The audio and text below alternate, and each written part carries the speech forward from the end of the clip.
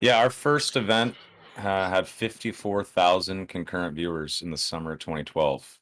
We beat the League of Legends category with the DayZ category, and that was our barometer for success. We Yep. couldn't fucking believe it.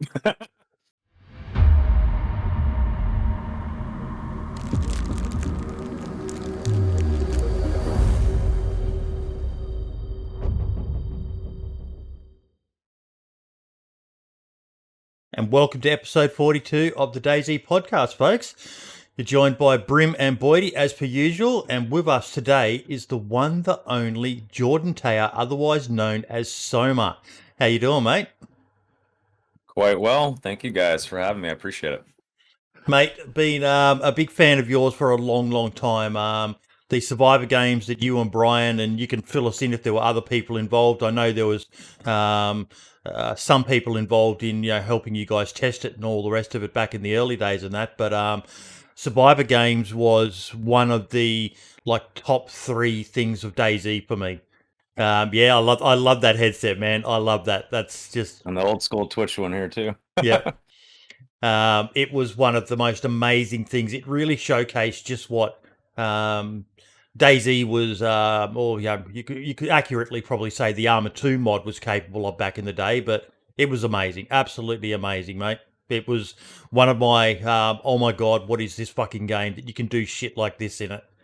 Normally that was the sort of For thing a sure. whole Yeah. game had to be made for, but you guys were creating this amazing event that absolutely blew up as well. It was huge. Yeah, our first event had 54,000 concurrent viewers in the summer of 2012. We beat the League of Legends category with the DayZ category, and that was our barometer for success. We Yep. couldn't fucking believe it. Yeah, it was a labor of love. Every time we did a Survivor Games event, it was all of us either online or in a house freaking the hell out because this was the age of Skype DDoSing, and the internet was not as powerful as it is today, and there was a very rabid DayZ fan base and community. So one little mistake and it was off with your head. And we didn't make a mod. We were essentially just taking a server and sort of editing some stuff in the server and trying to herd cats in and have these 15 teams of two duke it out, right? This was not a mod like Brendan Green, Player Unknown, had made. This was just a shoddily put together event in a server. So if one person slipped up and there was a DDoS, well, we all saw what happened with a couple of the Survivor Games events. Yeah. It was slapped together, and we really had no idea what we had stumbled upon whenever we made Survivor Games. Obviously, after the first couple events, we saw the viewership explode and people were hungry for more. But it was definitely a labor of love. At the end of every Survivor Games event, we would all have this like decompression 30 minutes. We would talk about it, and we'd have to wait a day because we were so stressed. And we almost quit after every single Survivor Games event because of backlash and because of the stress. But we loved it so much, and we believed in Battle Royale, and we believed in DayZ that we said, "Fuck it, we're going to keep doing this." So how But did you end yeah. up involved in the project? Like, what's your backstory? Tell us a bit about you, the person, how you ended up being involved in something like Survivor Games, and what else you do. Yeah, sure. So I have a bit of a weird background, I guess. I was always a hardcore gamer my entire life, and I knew I wanted to get into the Respect. gaming industry somehow, when I was an adult. But I ended up joining the military in 2005. I was a nuclear and conventional weapons specialist on fighters overseas, Germany, Korea, England. Lived outside of Bury St. Edmunds. I don't know. You're a Brit, you know Bury? I do. Not very Yeah. well, but I know it, yeah. Yeah, I used to party in Cambridge and Newmarket all the time. Good times. Oh, posh.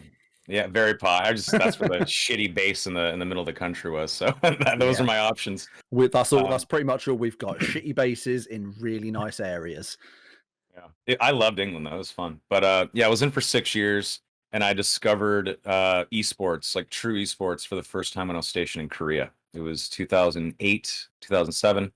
And I would go to Seoul all the time to party and drink and have fun. And I went to the Coex Mall and I saw StarCraft esports, and I saw Tasteless and Artosis. I didn't know who they were yet, commentating StarCraft. And I said, "What the hell? Look at all these people watching. This is amazing." and it just doubled down in my mind that I wanted to be in gaming. So when I got to Germany, I knew I wanted to get out of the military. Got back from a deployment, had some money saved up, and I told my commander that I wanted to get out a little early before my enlistment ended. And he said, "Sure, go for it." So I moved to California on a whim and started going to school with my GI Bill, free college if you get out honorably in the military. And hated school. I felt like Billy fucking Madison. I was looking at all these like 17 and 18-year-olds, and I was 24, and I was just appalled at like the kids, and they just didn't care. And I had earned this GI Bill for 6 years, and it was so precious to me. And it was just a weird thing to be in school. And Justin.tv had just released Twitch as its own platform in 2011. And I said, okay, maybe this is my chance. I have a gaming PC. I have some money. I'm living in a new city, San Francisco. I don't know anyone. Let's see what I can do. So I started streaming DayZ the first week the mod came out, and I did not know how to stream. My stream looked like shit, and this guy, very old school legend in the DayZ community, who's no longer a streamer. He was banned from the platform. Omnikai came into my stream, and he said, "Your stream looks like shit. Let me help you." Get on Wow. Skype with him. He helps me. Yeah, he was just a nice guy. I had like one viewer, and it was him. And he helped me in Skype to get my stream up and running properly, helped me with my settings, and we just started talking about DayZ and how cool it was. And he said, "Well, why don't you just play with me?" And I said, "Sure." So started playing with him a lot, and obviously his stream was really big back in 2012, thousands of viewers just for StarCraft, and people started watching my stream, and then in comes Brian Hicks and Lou Doran, and these guys were both an Army and Marine vet, respectively, and they loved DayZ as well. And eventually, we started this little collective called Quick Nap Gaming. Not too long after I started streaming in the summer of 2012, and one day we were just streaming, doing our thing, and the Hunger Games films were currently all the rage, and I think the last one was about to come out, or the second to last one. And as we're playing DayZ and killing each other, and killing zombies and having fun, I said, "Hey, wouldn't it be really cool if we could just have the Hunger Games in DayZ? I feel like we could do this, right?" And we're just talking about it on stream candidly. And our chat started exploding like, "Yeah, that sounds really cool. It sounds really cool." And Brian at the time was working for Microsoft Connect. He has technical skills and abilities. He's a cool guy. He really likes the idea.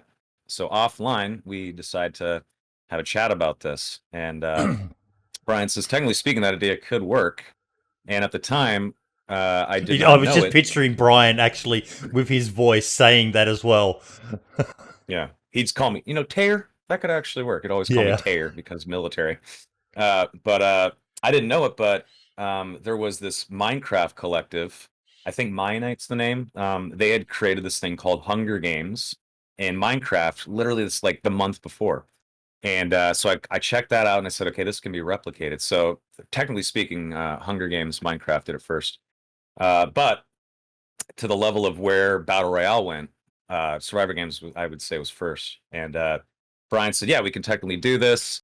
Let's come up with a game plan. So I took care of the creative side. So the phases and how the maps would look, because obviously we weren't modding something. So there was no circle that was going to come in. We had to use the tools we had without modding something. So we created the phase system. We created these PDFs with the rules and whatnot.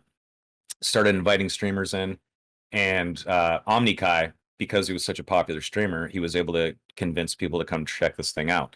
So the early days were, like Psy Syndicate and Lyric when he had 2,000 concurrent viewers, right? So this was like the super early days, and that first event, it blew up, and we couldn't believe it, and we decided we were gonna double, if not triple down on this event, even though we were pulling our hair out trying to make it happen. The first one And was pretty stressful as well, wasn't it, from memory?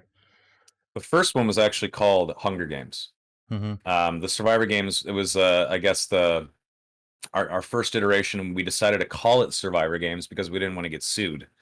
We were nervous about using Hunger Games, but yeah, it was stressful, but it actually went better than we thought. And we thought, okay, this isn't going to be so bad. Little did we know, DDoS and a rabid community and all this stuff would be a tidal wave on us later on. But we were instantly hooked, and we knew that we were onto something. And there was a lot of early folks in the early days of Survivor Games that helped. Tommy the Gunner, obviously Lou was amazing in setting up the server. Massive shout out to Shannon Z Killer, Sacril's wife, and Twitch legend in her own right, who would also help us pull in broadcasters and help us, herd the cats as it started to take off. And eventually, we had 5-6 events, and our buddy Brendan Green would come into TeamSpeak sometimes, and he'd say, "Hey, I want to play in the Survivor Games." We were like, "Player unknown, we love you, man, but you're not a streamer. You can't play." And he said, "Fine, I'm gonna make my own fucking mod." And we said, "Do it. That's awesome. Yeah, make your mod, dude. That's sick. Well, we want to help you." And I would get little updates from him sometimes. He'd get on the call. He'd get on a call with me in the middle of making Arma 2 BR, and he'd say like, "Ah, man, I barely have enough money to keep the server on, and my girlfriend's pissing me off, and I'm thinking about moving back to Ireland." And he's just like venting about his life. Meanwhile, he has no idea that he's planting the seeds for something that'll make him a vastly wealthy man and a legend in the gaming space. Yeah. But he went on to make that mod, and Arma 2 BR obviously blew up, and he went on to make H1Z1 King of the Kill and then PUBG. But we got to the point with Survivor Games where, Astro Gaming was sponsoring it. Other companies started to sort of inquire about what we were doing. And then Brian suddenly gets tapped on the shoulder to go be the lead producer on DayZ. And as that's happening, months later, I'm getting tapped by some of the higher ups at Twitch saying, "Hey, you've done something that we have not been able to do before. You have created actual community, and people are overlapping audiences and cross-pollinating, whereas before it was a very much a stay off my digital lawn. These are my viewers. But maybe you might be my friend, but we're not going to stream together." And viewers were so precious back then that everyone was kind of afraid.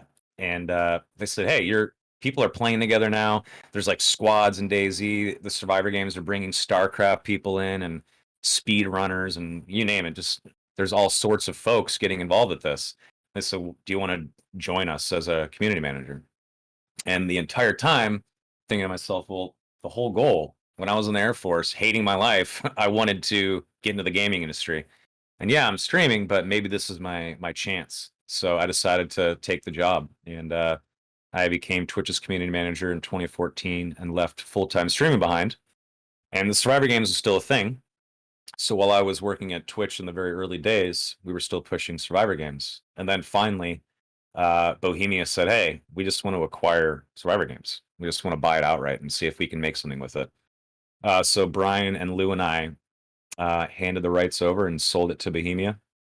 Now, years later, what happened with Survivor Games and Bohemia pissed me the fuck off, but I'm sure everyone's a little disappointed with how that turned out. I can't imagine why you could possibly have a negative thought about it. We can live here. We can die.